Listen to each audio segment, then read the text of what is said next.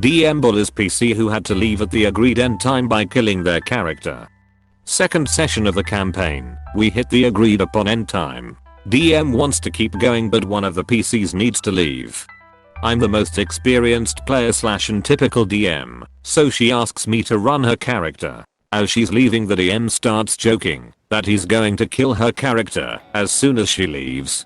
10 minutes later we get in a fight on a mountain path. She's an archer, so I put her in a defensible position that's behind the front line that's also away from the slope.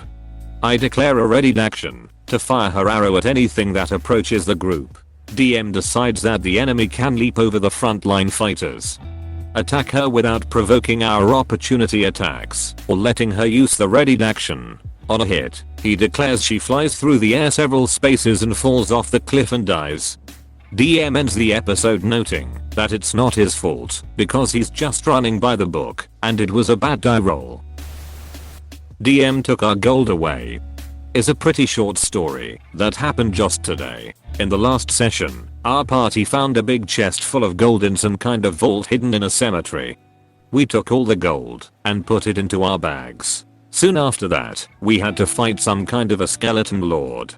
He was our first serious boss in this campaign. After killing the boss, which took like 23 hours, session ended and we had 2 weeks break in our campaign. At that time we all planned what we are going to do with so much gold. We planned to buy some armors and weapons to be more effective in the fight. But after 2 weeks, when we came back to this campaign, DM started by basically saying that as we kill the skeleton lord we can feel our bags becoming much lighter. When we checked our bags, it turned out that all the gold we found was gone. To be honest, I don't know how to feel about that. To be fair, there was a lot of gold, maybe even too much, but giving people a ton of money, 2 weeks to plan what we are going to do with it, to just take it away is in my opinion a DCK move. A player got upset because I disrespected silver dragons.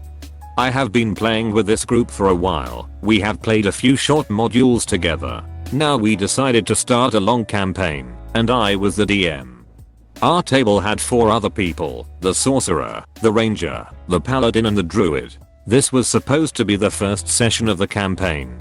All of them met in the village named Basra, named after a cloud giant who was sort of a legendary hero for the entire area after he had killed a silver dragon few decades ago that had gone mad because of reasons no one knew, and Basra had to kill his old friend. They were supposed to form a group together for a festival event to bring a flower that bloomed each year where the dragon was killed. This story was where the ranger started arguing out of nowhere, not in character, but out of character with me, saying that it didn't make sense that a silver dragon was evil. I just said that it's the story you hear from the townsfolk, but she started arguing more out of character that a cloud giant couldn't possibly kill a silver dragon, even saying that I needed to learn to create stories that made sense and were true to how these creatures were supposed to be. I told her that this was uncalled for, and if she wanted to plot a 6A story she shouldn't have decided on me being the DM, and that I had spent close to a week planning the first few sessions in the places.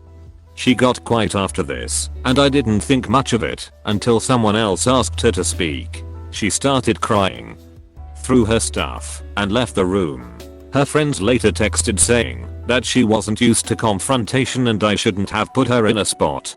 I'm still confused how I did that and have no idea why this happened like this. I had thought she was a bit difficult to deal with previously because even in previous games she had kept arguing until she got her way or just started pouting, but this time was just too ridiculous.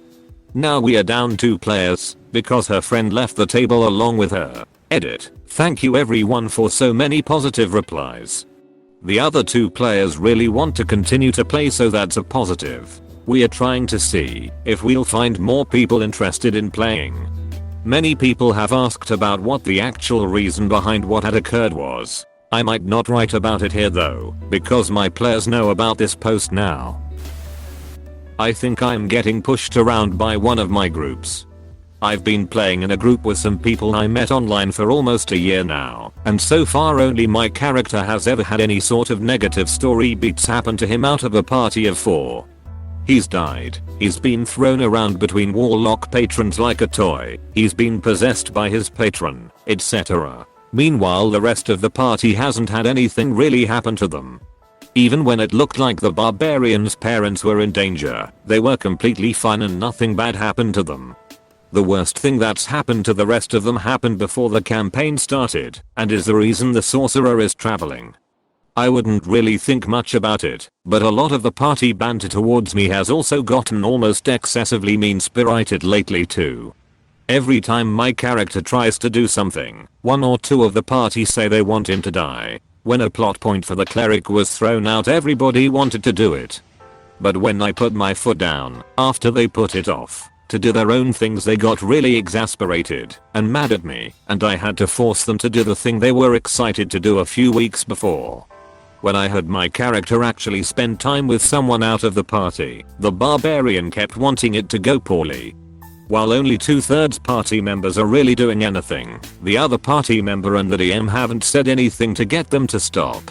We're ending that part of the story soon, and the DM has been dropping hints about doing something with my character's parents after the other party has interacted with them.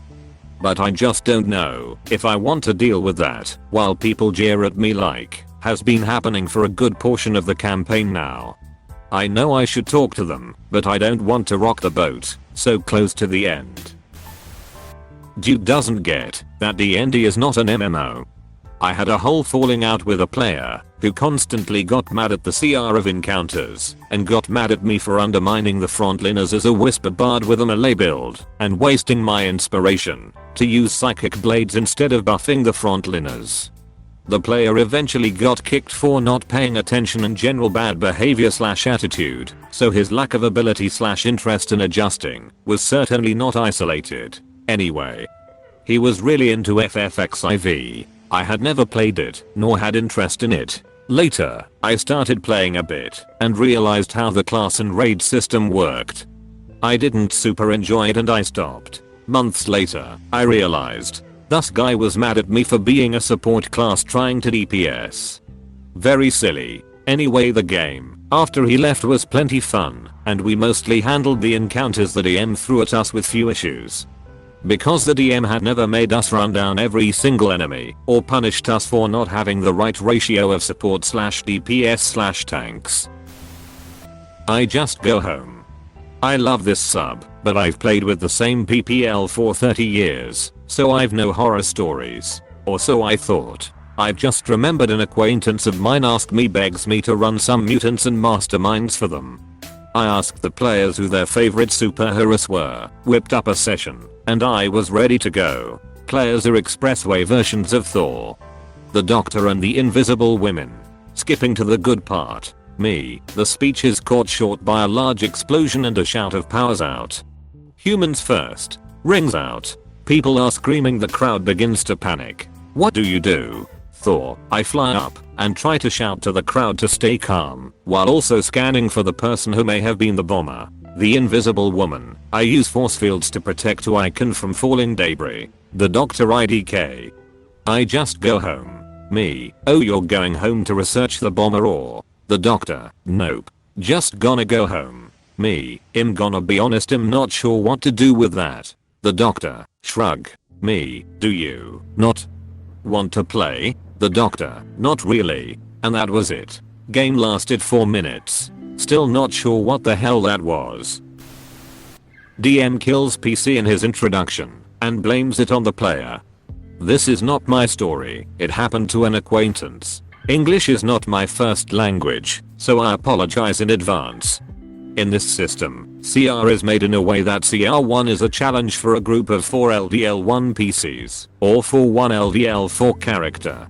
As an example, our LVL9 giant spider has CR2. Encounters are harder, but fewer and reward far more XP.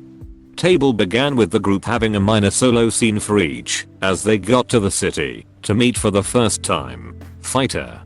A city guard had a sparring session outside the city with a fellow guard, Rogran, and hid after robbing a corrupt merchant.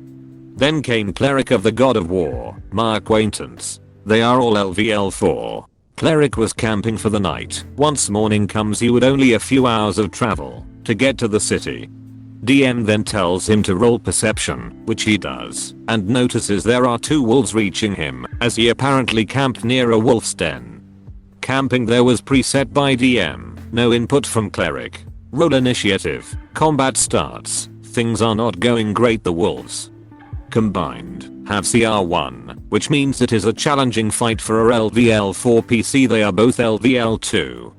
Second turn begins with a cave wolf CR2, LVL8, the pack's leader, arriving. This is now a challenging and even unfair fight for the whole group. To a single PC it is a death sentence. In 2 turns he is dead, as he had no chance against an encounter this hard.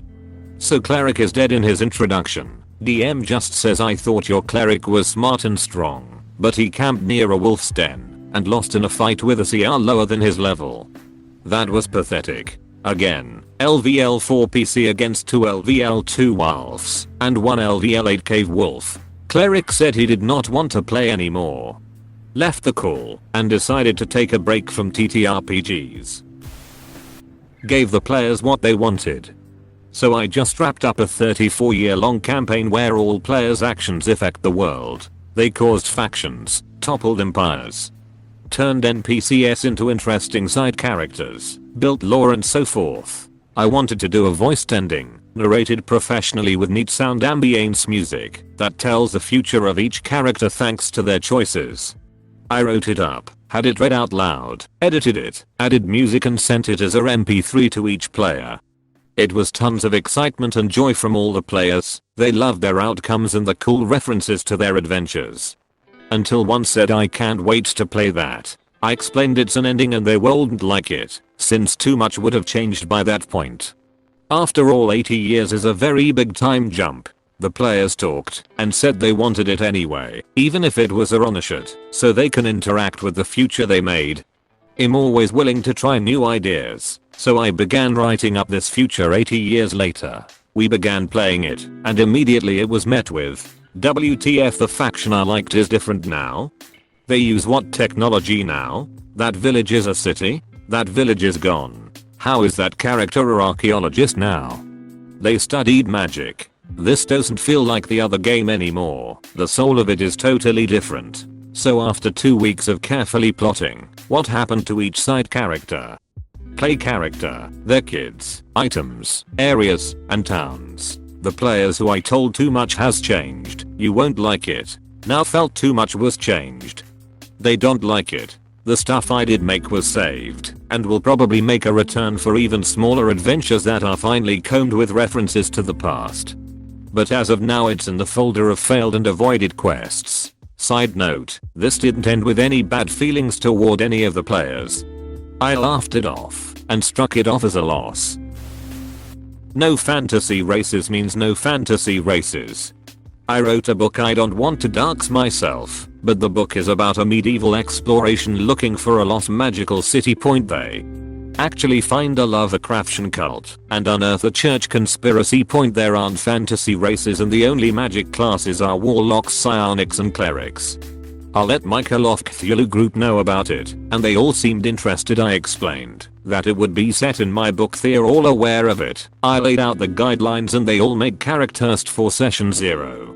They're all going around the table introducing themselves when one PC starts explaining that she's an elf from some weird elf place. I ask her if she remembers the restrictions, and she explains she read the core books. I tell her there's only humans in this world, and she asks if we're playing 5e. I tell her yay, but there's still not any humans. She asks why are we playing 5e, then I tell her that I'm only able to DM 5e, since I'm not too confident with other systems. She starts explaining why 5e is bad for games without multiple races. I'll let her give her spiel before telling her that I'm still gonna run 5e without humans. She tells me that doesn't make sense. We start arguing about the relative strengths of 5e. I tell her I'm not gonna change on this, and she shows me an article explaining why 5e is good. I tell her if she keeps the elf she can't play, and she says she doesn't want to play a game with someone hosgutting 5e. I tell her that's fine and I'm glad we figured this out early. She starts debating the rest of the table, trying to get them to agree with her. Eventually she leaves and tells the GM for the other game That I'm running a shitty 5e game. She texts the GM just insulting me for choosing to restrict things, and when the GM defended me, she started insulting him. The GM ended up kicking her from his game. All of this shit happened because she's mad at me for different ming choices. Edit. Sorry, my English is not the most well cleaned.